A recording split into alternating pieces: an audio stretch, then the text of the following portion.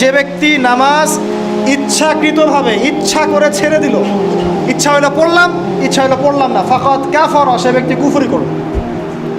বাইনাল আবদি ওয়া বাইনাশ শিরকি ওয়াল কুফরি তারকুস সালাহ, একজন আল্লাহর বান্দা আর একজন মুমিন মুসলিম এর মধ্যে পার্থক্যই হচ্ছে নামাজ।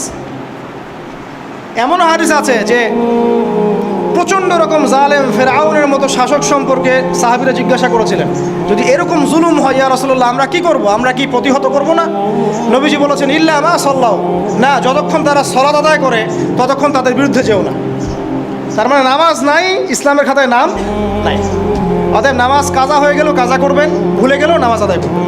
যদি জামাত না পান বাসায় পড়বেন, যদি পসিবল হয় মসজিদে জামাত শেষ হয়ে গেছে বাসায় জামাত করে পড়বেন।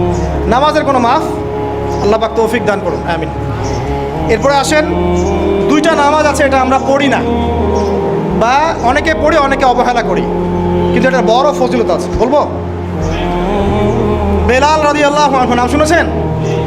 যখনই নবী সাল্লাল্লাহু আলাইহি ওয়াসাল্লাম জান্নাতে যেতেন, মানে জান্নাত আল্লাহ পাক তাকে দেখাতেন, তখনই তিনি তার বেলাল রাদিয়াল্লাহু আনহুর পায়ের শব্দ শুনতে পারতেন। বেলাল রাদিয়াল্লাহু আনহুর পায়ের শব্দ তিনি শুনতে পারতেন। আর একজন যোগ্য নেতা যিনি, তিনি তার অনুসারীর পায়ের শব্দও চিনেন।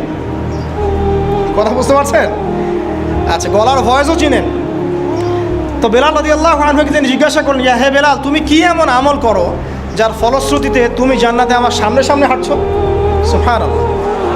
কোন বেলাল? যিনি একজন কৃতদাস ছিলেন, নিগ্রো, কালো, দেখতে হয়তো আপনার আমার মতো সুন্দর না, তাই না?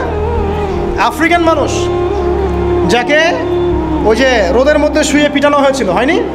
সেই বেলাল রাদিয়াল্লাহু আনহু, সুবহানাল্লাহ। তখন তিনি বলছেন, ইয়া রাসূলুল্লাহ, আমি তো এমন কোনো আমল করি না, আপনারা যা করেন তাই করি, তবে যখনই আমার অজু ছুটে যায়, অজু ভেঙে যায়, আমি তখনই অজু করি